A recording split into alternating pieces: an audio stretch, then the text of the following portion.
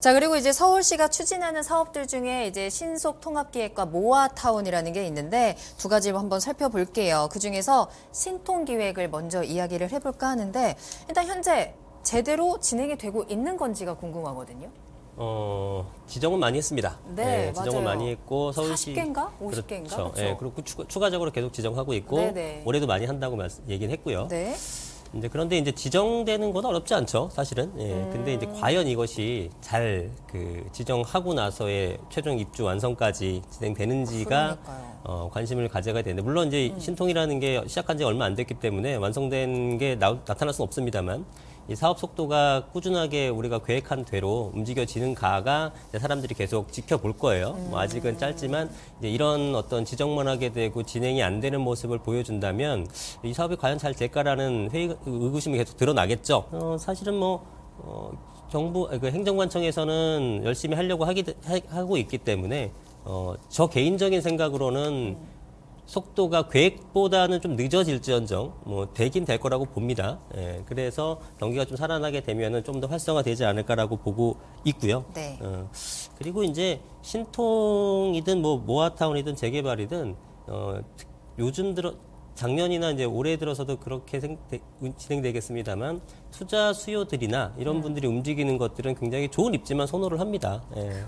어쩔 수 없죠. 네. 그래서 사실은 우리가 경기가 좋을 때는 20년도, 19년도 이럴 때는 전국이 다 올랐죠. 그게 상품이 좋든 안 좋든 일단 다 올랐어요.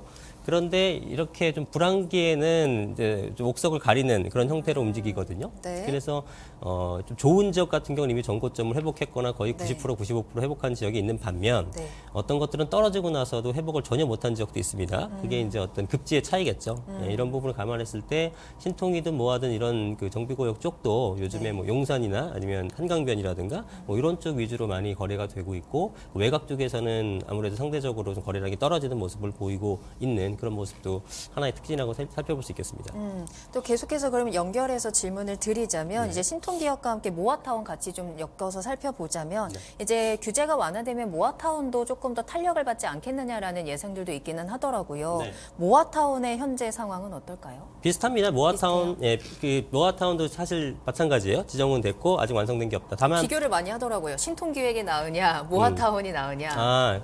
신토 둘 다 이제 개발해서 된다는 관점은 차이점도 있습니다만, 있고, 네. 모아타운 같은 경우는 정확하게 얘기하면은 모든 섹터가 한 번에 한 단지로 개발되는 게 아니라 이제 가로주택 형태로 조그만 블록들이 모여서 그야말로 모아타운이 된 그런 개념이기 그쵸. 때문에 네. 어떤 완성된 후에 가치로 따지면 신통으로 통합 개발된 것들이나 재개발로 통합된 것들이 더 높다고 해야겠죠. 우리가 나홀로 아파트보다는 대단지 아파트를 선호하듯이 똑같은 입지라고 하더라도, 다만 신통으로 지정되게 되면 토지거래 허가구역으로 지정되고 이런 부분이 있다 보니까 사실 투자의 관점에서 좀 편하게 할 수 있는 것들은 모아타운이라든가 이런 부분이 있고요. 네. 이제 모아타운 같은 경우에는 이걸 쪼개서 할 수 있다라는 이 나온 발생 배경은 뭐냐면, 재개발 같은 경우에도 좀 입지가 좋은 곳에서는 일군 브랜드 건설사들이 달라붙고 이렇게 시공권을 따내려고 노력들은 하는데, 약간 외곽으로 처지거나 이런 것들에 대해서는 사업성도 안 나오니까 이런 데서는 재개발이 점점 더 힘들거든요. 네. 근데 사실은 그런 쪽이 더 낙후돼 있고, 또 공공적 성격에서는 그걸 먼저 개발해 줘야 되는 불구하고, 맞아요. 역세권에 좋은 지역에 좋은 입지만 먼저 재개발이 되고 이런 건 더 뒤로 처지다 보니까 그런 걸 행정력을 좀 감안해서 좀 도와줌으로써 재개발을 시켜보자는 관점에서 모아타운이 발생한 거거든요. 네. 그러니까 저층 주거지라든가 비역세권 여부라든가 이런 것들에서 모아타운이 좀 활성화될 걸로 보여지고, 그게 또 대규모로 많은 사람들의 동의를 얻는 거기보다는 소규모 블록별로 받는 형태가 되다 보니까, 그런 형태로 하게 되면은 나름대로 그 모아타운이 좀 활성화되는데 상당히 도움되지 않을까. 지금 낙후된 지역을 개발해 주는데 도움이 되지 않을까라는 관점에서는 모아타운이 상당히 좋은 것 같다는 판단이 듭니다. 그리고 신통과 다르게 이제 모아타운은 시범 지역이 있었거든요. 네.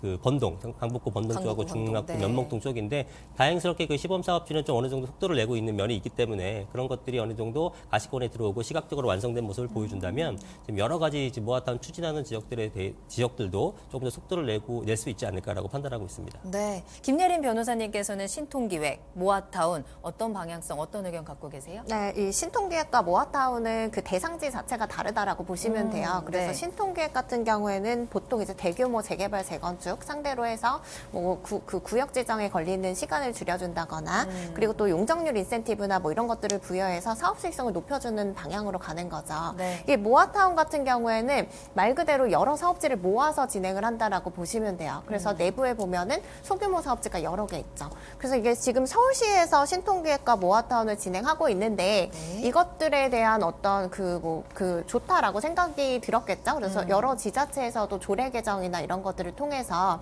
신통기획 모아타운과 좀 유사한 형태로 이제 개발을 해보려고 지금 시도를 많이 하고 있는 상황이다라고 보시면 되는데 네.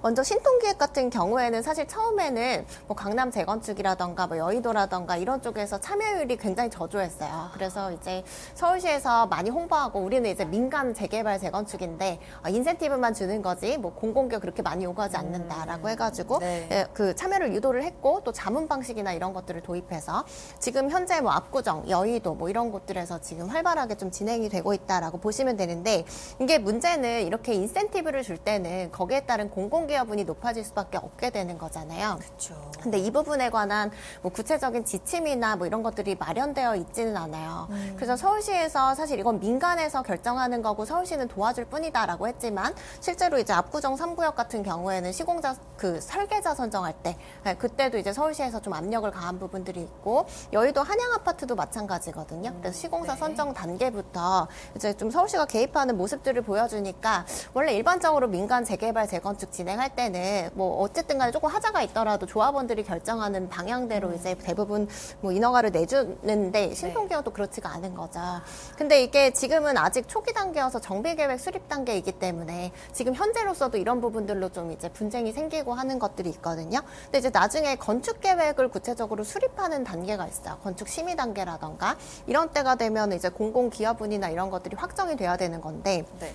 그때 이제 서울시와 조합 간에 어떤 이견이 발생한다라고 했을 때는 오히려 이제 사업을 좀 빨리 하고 좀 사업 수익성을 높이기 위해서 신통기획을 시작을 했는데 그때 가서 더 이제 늦어질 수가 있는 그런 모습들이 있을 수가 있고 또 조합원들이 원치 않는 방향으로 사업이 갈 수 있게 되는 그런 상황들이 발생할 수 있을 것 같아서 이제 그 앞으로 좀 더 갈등이 많이 발생할 소지가 있다라고 보이기는 하고요. 그렇군요. 네. 그리고 모아타운 같은 경우에는 일단 소규모 사업지를 여러 개 모아둔 거다 보니까 원래는 개발이 안 되는데 이제 그 모아서 여러 가지 인센티브 같은 것들을 줘서 사업을 진행한다라고 보시면 되는데 이게 문제는 여러 개 소규모 사업지를 모아두다 보니까 조합이 각각 다 있거든요.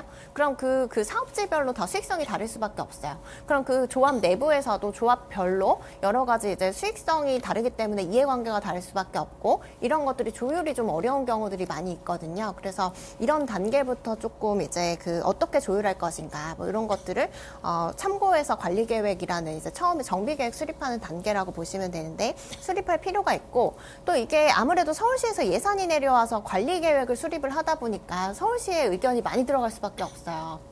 주민들은 또 전문가가 아니기 때문에 그리고 이제 관리 계획을 수립하기 전 단계에는 어떤 법적인 뭐 주민 합의체가 있는 것도 아니거든요. 그러다 보니까 이런 관리 계획 수립 단계에서 적절하게 대응을 하지 못해서 결국 이제 내가 원하는 방향으로 이제 사업이 진행이 안 되는 사례들이 많이 생길 수밖에 없거든요.